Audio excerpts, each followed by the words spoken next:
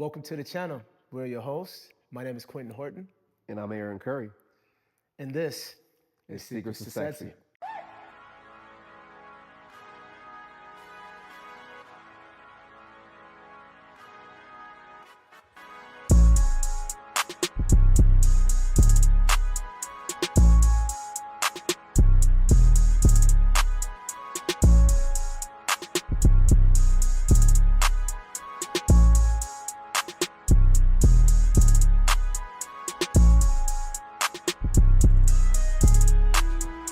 All right, guys, welcome back to Secrets to Sexy. Today we're talking about dating yourself and how sexy that looks. And if you're cool with it, I'm gonna open up with a little story because I thought about it before the episode. Okay. So I remember specifically one day I was on the edge of my bed and I was looking up at the ceiling, talking to God, and I was like, okay, God, I'm healed. I'm ready. I want my person. Let's go, God. Like, let's do this. I'm ready. And he delivered. But what I didn't know is, like, I wasn't ready for a relationship. I just was done. I didn't want to be alone anymore. I was done feeling alone. I was like, I didn't want that feeling anymore. I wasn't looking for love at that time. I was looking for relief. I wasn't looking for partnership. I was looking for a distraction. And I didn't, obviously hindsight's 2020, so I didn't realize that in the moment, but looking back on it now, I was like, yeah, I need to keep doing some more work. And this was a long time ago because I actually, anybody who knows me now knows I love to be alone. Like that's actually my choice, my first choice. But I think that, you know, looking back on it, it's like you have to do the real work. We always talk about that with fitness and, you know, being disciplined and all the things, but discipline, it applies to every facet of life, particularly dating and doing inner work. So for me, I was like, I need to make sure I'm comfortable, you know, being by myself, dating myself, sitting in my own company. And at that moment, God delivered. He did his part, but I hadn't done my part. So, you know, I think that that's very important to know that you're happy with yourself, like truly happy with yourself, and you're not looking for, as I've always given my homegirls advice, I'm like, you shouldn't be looking for your other half, you need to be, but I was doing the same thing. I was looking for something to fill a void that I was unaware that I had, because I hadn't spent enough time with myself to realize that there was an actual void to in the first place. fill. Yeah. So, yeah, man, I mean, that's my little story right there. I think that, yeah, that's the story. So you know, you're getting spicy today. No foreplay, just getting straight to it. straight. Okay. Well, you know, I like my women spicy. You know, I like number 2 at Chick-fil-A spicy. I like spicy margaritas. I like all my stuff spicy. But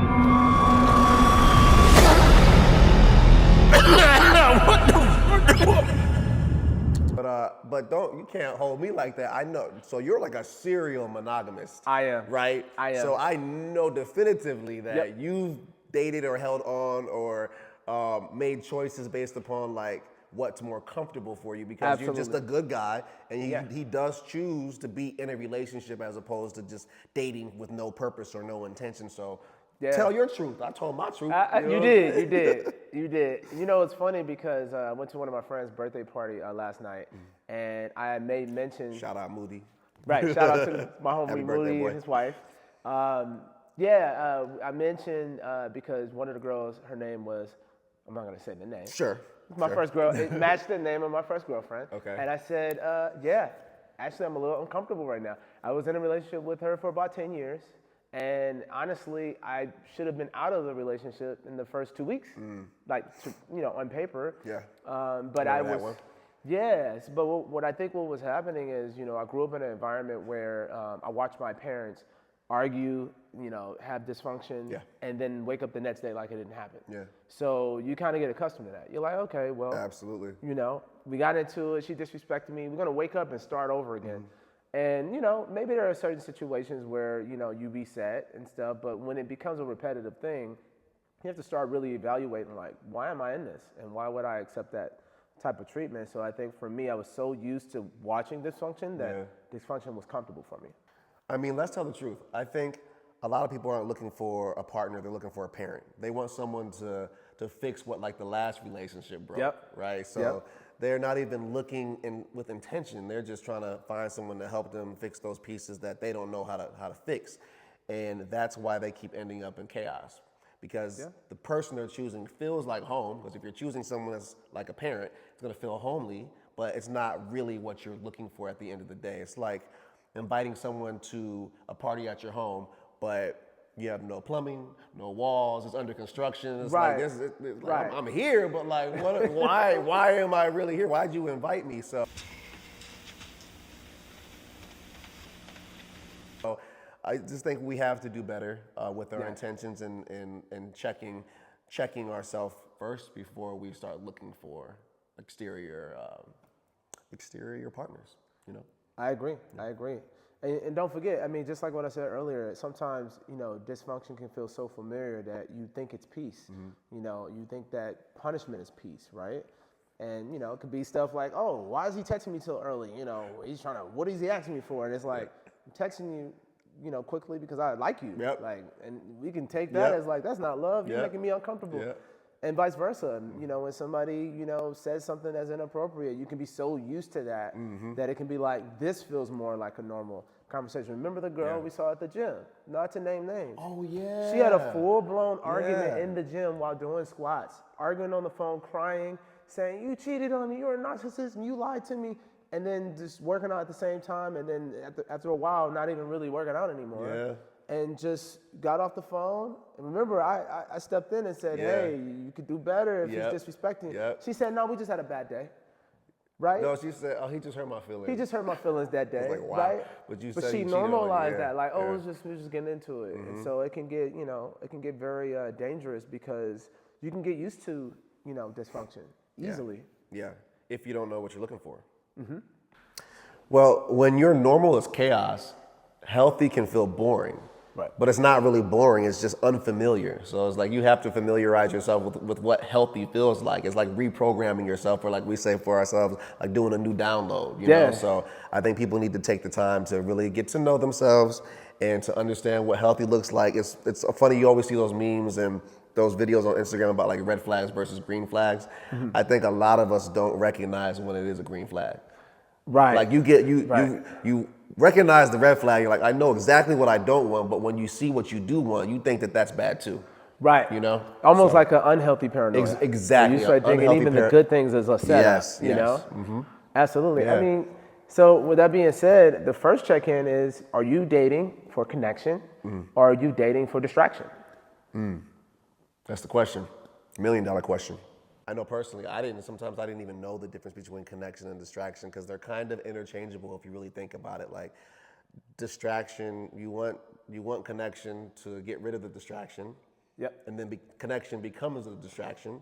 And then you get lost and you're like, I don't even know if this is authentic or not. I just want this person around because I feel happier. I don't feel as empty when they're here. And you're like, and then sometimes you can force that connection because you just want to remain distracted. And then the distraction goes away, and then you don't know if it's a real connection or not. Right. Sounds like a real riddle, doesn't it? Connection and distraction. But that's what it is. It kind of is a riddle. You're like, I'm happy now. I'm distracted. I'm not thinking about my trauma. I'm not thinking about the negativity of the past relationship. I kind of feel connected to this person.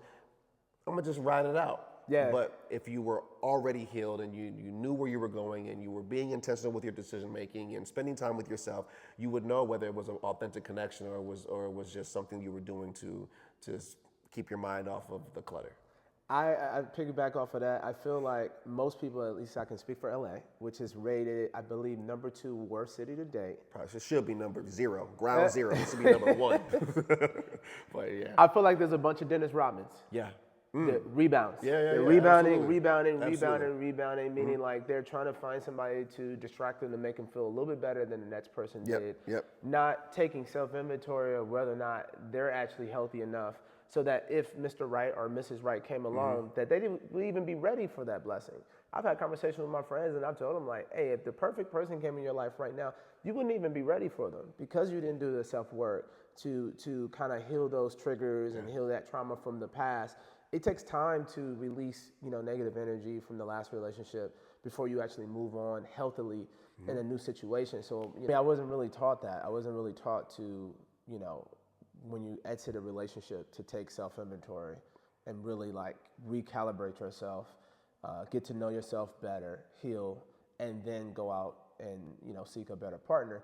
I was just, going with the flow. Like, hey, I just want connection again. And so let's just go to the next person. not realizing that to some extent I was also a liability because I wasn't allowing myself to heal and mature and really fully grasp those lessons. You know when they say hindsight is 20/20, it takes time for that to be hindsight. You know, and I think a lot of times people don't, you know, go far enough along to learn the lessons, and then they kind of perpetuate it again in the next situation because you never took the time to review the play and be like, oh, this is what I'm doing that's contributing to, you know, why things don't work out in our relationships, you know. And even beyond like being ready to be in the next relationship, sometimes people can't even recognize what is good and what's in front of them. And if you haven't healed your trauma or whatever you went through in the past, something good might come and you're like, and you don't even recognize it. You're like, I don't Unrecognizable. know. You're either subconsciously repelling it because you know internally you're not ready, but you don't want to voice that out loud to look like you're unhealthy or unstable, or it's really good and you just like, this isn't good. This isn't, but it's like Mr. Right now, or Mr. Perfect could be right there, and you're like, nah, I want that bad boy over there because that's what I'm used to and that's what makes me comfortable. Right. So it's about being ready, but also being ready and capable of recognizing what's right for you in that season of your life. Yeah, I agree. Yeah. So let's go deeper. Even deeper? Yeah. Pause. Bro, what are you talking about, man? Bro, I'm out, man. Pause. Necessary pause. I feel like that was a necessary pause. I looked you in your eyes when I said it, so I was like, especially when the eyes connect. Man, sheesh. All right, let's talk about real love, real self-love, and not like, you know, the affirmations and the bubble baths and the retail therapy and getting your nails done and all that stuff. Like, that's cute, but I feel like that's surface level, and you have to dig a little deeper when you're trying to figure out how to love yourself and what that feels like, what that looks like to others. And like, how do you talk to yourself when no one's around? Right. You know, do you say no enough? Do you set boundaries to the things that are difficult and inconvenient to you? Or are you just like, nah, I'm gonna just say yes because I should? It's like all of those things to me are self-love and taking the time to know what you truly want. I agree. You know? In fact, I would say you guys got to get used to self-dating. And what I mean by that is sometimes we're looking for connection through other people so much that we forget that we also have a relationship with ourselves. And, you know, I feel like the past 2 years especially, I've had to master my relationship with myself. I've become a little bit more introverted because I realized there was a lot of internal work that I had to do. And, you know, some good self-dating ideas outside of meditation and prayer and that connection, externally what you can do is take yourself out on a date. I would say go out on a dinner date, leave your phone in the car, just go chill in a space by yourself and be okay with your own company. Fall in love with yourself. Also, that involves saying no to people when they cross your boundaries and not feeling guilty and not having to always explain yourself.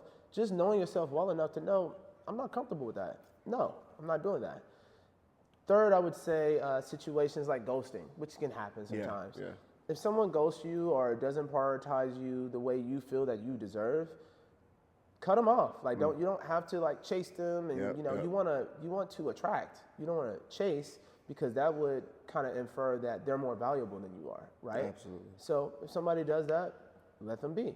Move on. Don't take it personal. Just continue to build yourself until that right person come along. Well, you want to choose people who choose you back. That's real. And what a lot of people, especially in LA, because people don't want to be by themselves, they'll choose the bare minimum. They're like, well, this person gave me just an inkling of respect and he opened my car door or she brought over whatever to my crib. So you're like, oh, that's cool because the last person didn't do it. So you get just a little bit of what you would expect and then you think that that's it. And it's like, no, that's just the bare minimum. And then you put the upgraded label on them and it's like, no, they just did a couple of things that is suggesting it could be the one, but not necessarily it, you know? You know, another big one is just speaking your needs. Like generally speaking, and not just to yourself, but to others. Like voice what you need from someone else to feel supported and to feel good. Because ultimately at the end of the day, like we've talked about in other episodes, you matter most to you. Yeah. No one's going to care about you more than you care about yourself. And if you can't sit in your loneliness, then you're going to date your emptiness. That's real. You know? That's real. In fact, I feel like a lot of people are afraid to tell people what they need. Oh yeah, absolutely. I've had so many conversations with friends, but they're like, "Oh, I don't want to do that because if I tell them that I need them to do it this way, maybe we'll have a confrontation." And so my policy is always like this: if I can't, come to you and say, hey, like, this is what I need from this, whatever, friendship, partnership, romantic partnership, and so forth, in order to feel like we're on, the same page, I feel like, it might not be the right situation because, what you're trusting from this partner, especially if you're talking about dating, is that they would care enough to at least try to meet you halfway. Well, they're afraid of confrontation, but if you're truly with your partner or your person, voicing your needs won't lead to confrontation. It'll just be a conversation. So they're afraid of what could happen because they know. Or they're at least uncertain, right? Uncertain. I don't know if he cares about me like that. I don't know if he cares about me like that, or if she cares about me like that. And it might lead to a confrontation. The confrontation might lead to the end. Exactly. And they're scared of the end because the end means you're by yourself. Right. Yeah. Right. Yeah. And I think, I would say be unafraid, right? Because the most important thing about any relationship is getting to the truth. Yeah. So if you are expressing yourself and what you need as far as your love languages and so forth, and you're afraid to express that, then you're kind of afraid of the truth. And one thing you can't be afraid of the truth, whether for good or bad. You have to be courageous enough to ask respectfully and tactfully absolutely. for what your needs are. And if they can't, serve that request, or if they say it's not valuable enough for me, they're really just telling you the truth about where they think your value is at. And then you have to take that back and say, well, where do I think my value is at? And if it don't match, if it's too low and it's not adjustable, it's not something that can be worked on, then you have a choice to make. You have to say, do I love myself enough to say, no, I'm gonna go out and back into the market and find something that, is closer to what I feel my value is. If you're afraid to do that, then you might get stuck in a bad situation. And go back into the market knowing that you might not sell your house when you want to. Right. It's exactly. a difficult market out there, right? You gotta be process. patient. Like, I've not been able to sell my home for 2 years now. And guess what? I love my home so much that it doesn't matter. So I might not be the best person to take relationship advice, but I'm growing more in love every day with being by myself. And it doesn't mean that I'm gonna be by myself forever, but like, until I meet someone that just knocks me off of my feet, then, like, what do you bring to the table? That whole conversation. I really want to know what you're bringing to the table. That goes for men and for women. We should both be bringing something. Right. That's a whole other conversation for another day. We're going to have it. But no, it's like, be comfortable in a volatile market or a market that's not moving the way you want it to. Like, sell your home when you're ready to sell your home, and when the buyer is coming with the cash amount that you expect. Right. If you want to sell your home for $1.5 million, he's coming with $800,000. You gonna just sell it for $800,000 just because there's a buyer finally? Right. No. Chill. Be patient. Another thing I would say too, perfect analogy by the way, like your home, right? Yeah. What do people do when they're not able to sell their home? Two things. They're patient, like you said. They wait until the right buyer come along. And the second thing they tend to do a lot of is they'll do renovations. That part. They'll build up. They'll rebuild the kitchen. They'll rebuild. They'll put some, towels on. They'll put an island table. They'll do things because they know if they raise the stock and the value of that home, it's going to sell quicker, right? The same and thing. Maybe for more. Yeah. You were selling it for 1.5. You might do renovations, and then 6 months later, someone's like, "I'll pay 2.5 for that house." Yeah. You're like, "What?" Did the work because you did the work. You did the renovations, the internal work that matters more. That's real. So I would say, like, if you're not getting what you want from the dating market, then what you should do is raise your stock. Sometimes I feel like the world's giving you a feedback based on where you're at right now as far as your value. And I don't mean everybody's value, right? Everybody's valuable, but what I mean is the internal work, the external work, your energy that you carry around, your aura, all of these things come up to a score, and the world is kind of giving you some feedback on what that score is. So if you haven't gotten what you wanted yet, continue to raise your stock.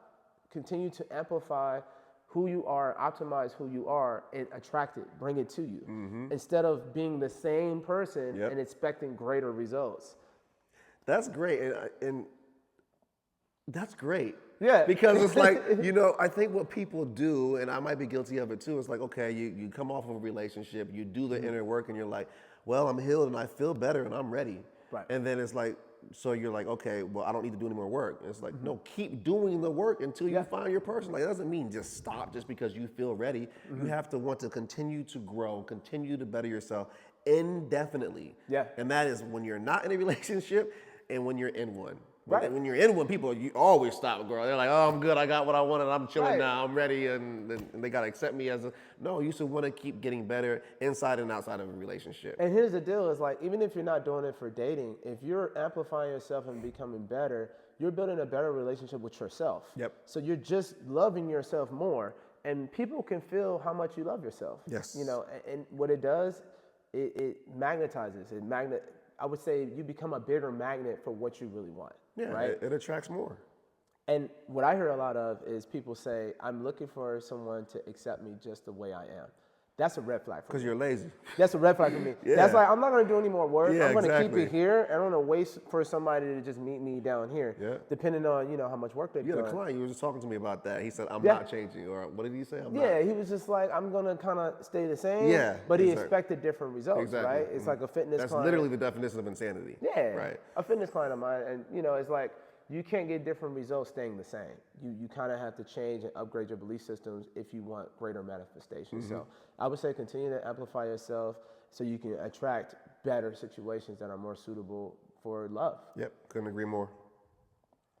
So let's dispel the fallacies and the myth that you have to be 100% healed to be ready for a relationship. I don't believe that to be true because I don't feel like healing is a finish line. Like it's a 100-meter dash and you cross and you're like, I'm done. It's like, again, like self-growth and taking care of yourself. It's a continuous act. And I feel like healing is a continuous act because we go through trauma every day. Whether you recognize it and it's in your face or it's subconscious or it's subconscious thoughts that you're not even realizing are affecting the decisions you're making on a daily basis. Like we're healing every day. So you want to get to a point where it's like you're not triggered immediately when someone says something and you just go nuts. But it's like you do have to get to a place where you're like, okay, I feel confident that I can handle myself like a mature adult in the next situation or relationship that I enter, and I can, handle conflict and be capable of resolution and on all of those things. But you don't, in my opinion, have to be 100% healed. What do you think about that? I agree. I think there's, everybody has emotional scars, right? But I think there's a big difference between, having emotional scars and you're still bleeding, and you're bleeding onto your partner, and just having these emotional scar tissues that, it still hurts, but you're aware of your triggers, right? And so I think, everybody has gone through a lot of things, especially once you hit the 30s and beyond. We've gone through probably a little bit of betrayal, a little bit of some level of dysfunction from somebody, most people, and it causes us to have a little bit of trauma. But the difference between being healed and not healed is you are aware of your trigger points and you're watching them, almost like you're outside of it. It's like, I can see it and it hurts, it's bothering me, I know what it is, I know where it came from.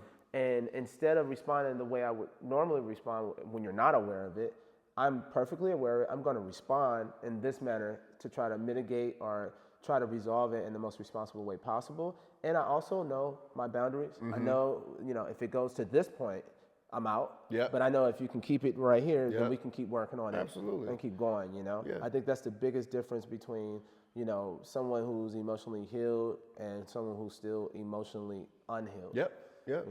The self-awareness is a big piece. Like you can have the scars, but you're not gonna bleed on me. That's real. You know what I mean? Like That's it's like scars. It's contained. It's fine. We all have them. We all have things that remind us of the decisions we made and the decisions we didn't make and whatnot. But like, just don't bleed on me, and I won't bleed on you. That's and real. then that's a good checkpoint to know if you're ready to enter into something. It's like if you're still walking around bleeding out, you're like, I'm feeling woozy, yeah. well, probably shouldn't go start dating somebody right now. You know, You need to stitch him up. you stitch them up first. And that's another thing, like, that's why vulnerability is so important, because you're giving your partner the opportunity to be aware of your triggers. You're saying, you're admitting, hey, like, I went through this in the past. He or she did X, Y, and Z. So I'm making you aware of where my triggers are and giving you a choice, giving them the chance to say, okay, I can deal with those triggers. I can walk around that. Or they can say, no, I don't feel like dealing with that. Right. I don't want to respect that because that's too much work. And then again, like I said about the value system, absolutely. they're letting you know you're not worth it. Yeah. And they're not wrong. Yeah. They may be wrong in the sense of like, that you're of high value, but maybe not to that person. Yeah. I always use the analogy of, you can have the best ketchup in town. You can be like, this is world famous ketchup. It was designed by the greatest, whatever, chefs or whatever, right? But if you walk up to a table and you're a server and you say, hey, would you like this, would you like to put ketchup on your dinner? And they say, I don't like ketchup. That doesn't mean that they're not wrong. They just don't like ketchup. They just don't like doesn't ketchup. mean you're not the most valuable ketchup in town. It's the same thing with dating. It's like, you might be extremely valuable, but maybe not to the person that you're trying to, attach yourself to. And you have to say, hey, it's not my job to get you to see my value outside of me being the best version of myself. If you don't see it after that, then I'm just going to pivot. You know? Why is your example ketchup? I mean, I just want to understand. It can be whiskey. Okay. It can be whiskey. Look, this is some of the finest whiskey, actually cognac, finest cognac in town. But if I like tequila, then I like tequila. Fair enough. To that, You mentioned triggers, and so I'm curious if you have any, because I'll give one of mine. Ooh. And then why you say ooh like that? He said ooh. Ooh. No, one of mine is being over talked. Okay. Like, let me finish my freaking thought. Yep. I don't like when I'm cut off, because I'm very good at like giving you the safe space to say whatever it is, and whether it takes an hour or 5 minutes, you're gonna have the space to say everything you want to say, and I'm gonna be like, you good? Yeah. And then I'm gonna say my piece. But when you start over talking me or cutting me off to try to make points, it's like, now I know you're not even listening to me. You're just hearing what you think you hear and then trying to respond without letting me finish my thought. And oh man, Yeah. once that becomes like a repetitive or redundant occurrence, we're gonna have a conversation about that. That's a trigger for me. Do you have any of those for yourself? First of all, I don't even think that could happen to you twice. like he's so polished, he knows his deal breakers. I think if you got into an altercation and she did that more than twice, you'd be like, I'm good. For sure. You just relinquish and sure. move on, because you kind of know with some people With where it's headed. with no animosity. Yeah. It's just like, this Just isn't gonna work for me. It's too much negative, Yeah. and let me get up out of here, which is great. I think for me, yes, that's definitely a trigger for sure. I would also say, like, I'm very upfront. I'm very transparent. As soon as I feel like my triggers are being hit, I'm very forthcoming before I get overworked. Yeah. Because I think one thing I've learned is, like, sometimes we try to give people passes because, we try to be good people, right?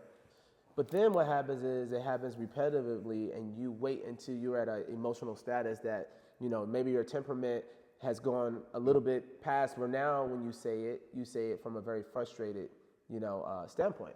And that's why therapists say the most important piece to a relationship is communication. Yeah. And it really is. It sounds so basic, but it's like, if you don't communicate that, hey, you're gonna take me to my boiling point with this in the next 5 seconds if you don't chill. You know what I mean? Like, we really can't communicate that, and then maybe your partner says, you know what? Okay, cool. Let's go play with the kids right now, and let's circle back tomorrow or tonight after we put them to bed, or after dinner or whatever. Because sometimes it's just not the right time and place to have a difficult conversation, or sometimes someone's just not in the right headspace, and that. Not recognizing that, or giving someone a space to be ready to have a conversation and to communicate effectively, could blow something up that's not even that big of a deal. So communication is huge, and knowing how to communicate to yourself first, which is why this topic is about dating yourself, so you understand what you need and what you want, what you desire, and how you're going to appeal to other people in certain situations. That's so important, because if you don't know what your triggers are, you're finding out. Snap. Yeah, you're finding out with the other person the same. You're like, oh shit, I didn't even know that was a big deal to me. Now I know. Flip the table over. Like, what? So I think that's a huge piece that people overlook, because they're like, of course communication is important, but it's like, no, it's really important. Communication within your own mind and the way that output comes when you're talking to someone else. And it's so important. It always goes back to how well you know yourself. Yep. Because there are some people that are triggered and they don't know exactly why they're triggered. It reminds them of something. But one thing I have learned through meditation. I know why I get triggered. One thing I've learned through meditation is I can identify why I'm triggered and when the first time it happened, why it happened, how it happened. And I like to express my triggers in a way where I try to give them a deep level understanding of why I got triggered. Yeah. Because sometimes if you just tell them the surface situation, they don't really understand the denominator of, like, anytime you do this and it creates this feeling, it's gonna. So for example, if I say, hey man, the other day when you made a joke about something that, you know, I'm insecure about, I didn't really like that. Yeah. And you say, okay, cool, I won't make a joke about that, but I'll make a joke about your feet. Right, And it's like, right. no, anytime you do this in front of your family, it's going to make anything around these Yeah. parameters. So I like to spell it out where I give them different scenarios so that they understand, like, okay, in this whole ballpark of this emotional realm, let me not do that. Because sometimes when you just say in this situation and you don't really give them the deeper understanding of what your trigger really is, they can do it again in another way. So I've learned, like, let me get really expressive where I'm like, anytime I feel like, for example, if I get in a conflict with somebody and you don't have my back, you know, you don't say, hey, like, this is my guy, like, show some respect. But then you say, well, I didn't because I was trying to be diplomatic. And so there are some situations you cannot be diplomatic. Yep. There's Classic example. Hey. My back is against the wall. This is not a test. It's the real deal. Help me. Help me. I mean, I got an example, and I'll give a quick example for the people. So I had, you know me, once I date someone, I don't go backwards. Right. Because I feel like you end it for a reason. You know, whether it was premature or not the right circumstance, or whatever the case may be, it ended for a reason. Right. But for this particular woman, I was looking at potentially, you know. Yeah. And so we went out for one of her family members' birthday parties. And there was a friend of hers that I knew didn't like me. You know, I'm very emotionally intelligent. Right. I know body language signals, whatever. And she actually just told me, like, you know, years before, like, yeah, she doesn't like you because, you know, we so broke up. So I already knew. Yeah. So knowing that, I still was the bigger person walking up to this lady and said, you know, hey, good to see you, da da da. And she looked at me and she said, and who are you? What? Now, mind you, see, I tried to play it. I'm like, well, she hasn't seen me in years, whatever.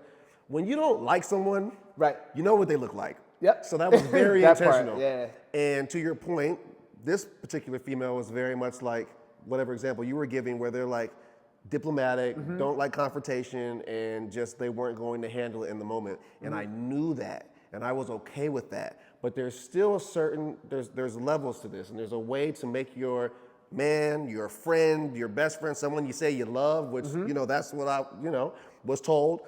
You can show them that you respect them and you have their back diplomatically still. Yeah. You can be diplomatic, but you better diplomatically have my damn back. Oh, so that's how you're gonna play it. You gonna do this? Okay, fine. That's all I needed. That's all I needed. And she didn't. Yeah. And that was it for me. I was like, nah, done. And not just like on a romantic level, like there's no chance anymore, on a friend level. on a friendship, because we were just friends. And you can't protect me even as your friend when I'm around all your family, all your people, all your friends. I'm supportive, and you let someone disrespect me publicly. Right. And then you have your friends coming over to me saying, yo, that was messed up. I can't believe she said that. She knows who you are. Yeah. So I was respectfully finished with that friendship. And I tried for a while actually to keep mending the tribe, but I think, you know, when you have a trigger and you know yourself, I knew that moving forward, if that's the way she's going to handle conflict, it's just not going to work for me long term. So it didn't matter if we were able to mend that situation. Yeah.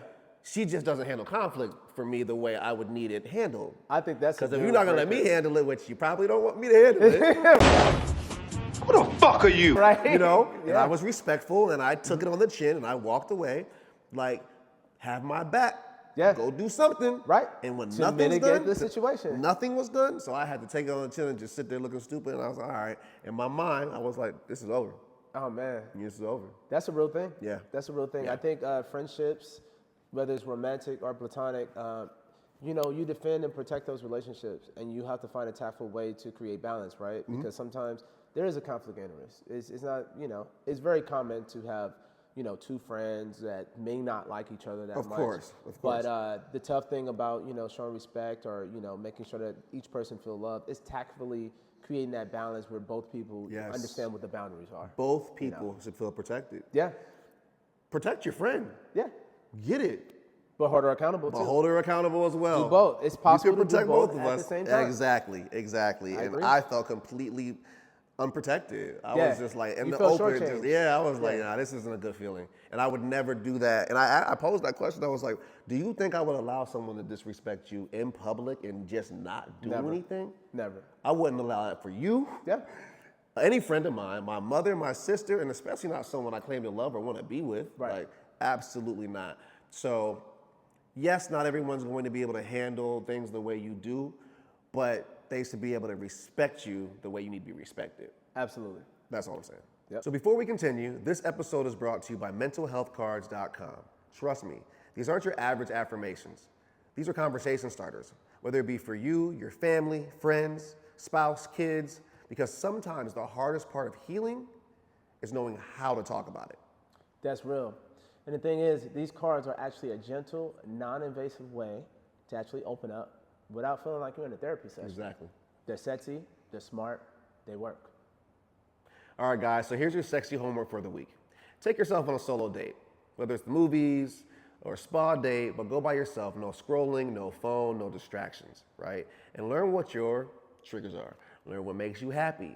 Learn what brings you peace or doesn't bring you peace. Sit with yourself and maybe even journal about it, right? Like say, hey, these are the things that make me happy. This is what I've noticed that I don't like about myself when I'm by myself, and see how that makes you feel. Yep. Tag us at Secrets to Sexy. You can send us a solo pic from your date, or you can send us some of your journal thoughts. Or if you want to, if this episode hit, send it to a friend who's downloaded Hinge for the 5th time this week. All jokes aside, we love y'all. So keep doing the work and keep choosing you. Because before anyone can love you, you have to love yourself on purpose. That's real. This is Secrets to Sexy, where healing is hot, wholeness is power, and confidence is always in style. Yes. Make sure you guys like, comment, share, subscribe, all the things, please. And we'll see y'all next week. Peace.